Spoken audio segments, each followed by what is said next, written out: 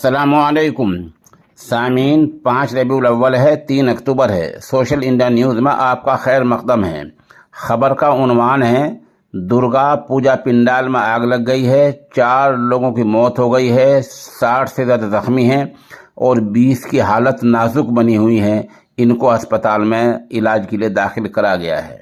आग कहाँ लगी, कैसे लगी, हालात क्या थे, इन तमाम बातों के लिए आप पूरी खबर को सुनें। उत्तर प्रदेश के भदोही के औराई कोतवाली से कुछ फासले पर वाक़े नरथुआ में वाक़े एकता दुर्गा पूजा पंडाल में रात लगभग 9 बजे आग लग गई है और आग भी ज़्यादा भयानक लगी है।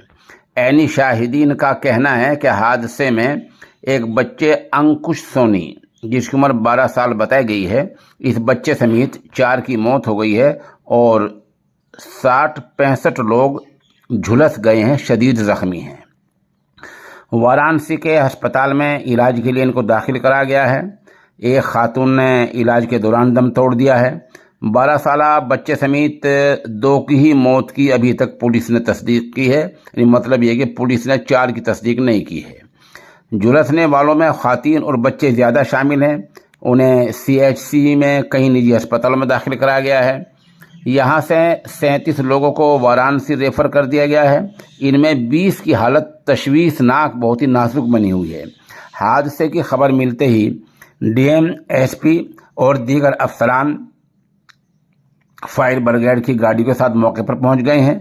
DM गौरंग राठी और SP डॉक्टर अनिल कुमार मौके पर बचाव के काम में लगे, उनकी निगरानी कर रहे हैं, ज़रूरी हिदायत दे रहे हैं। बाद में ADJ जोन राम कुमार और विंध्याचल कमिश्नर योगेश्वर राम मिश्र भी पहुंच गए हैं। DM के आशंका है कि शॉर्ट सर्किट से यानी बिजली के तार कहीं आपस में मिलने से आग लग गई है।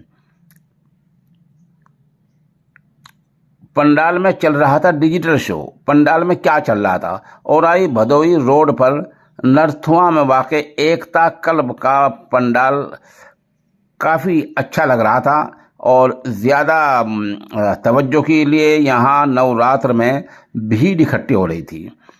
देर रात तकरीबन 9 बजे 150 से ज़्यादा लोग पंडाल में मौजूद थे।